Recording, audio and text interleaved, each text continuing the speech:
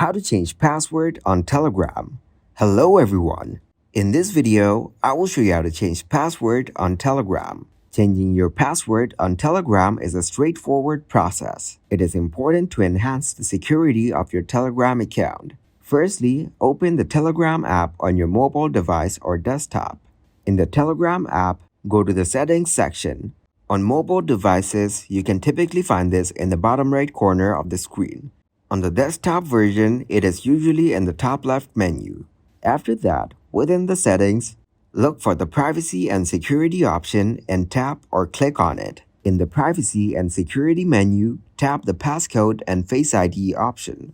It may prompt you to enter your current password for security verification. Here, tap on Change Passcode. Now you can enter your new password here. Make sure to create a password that is unique and not easily guessable. Once you've confirmed the new password, Telegram will save it, and your password will be successfully changed. It helps protect your personal information, conversations, and data from potential hackers. Thank you guys for watching this video. Hope you got some value. Make sure to like the video and subscribe to the channel to get notified for new videos. See you in the next one.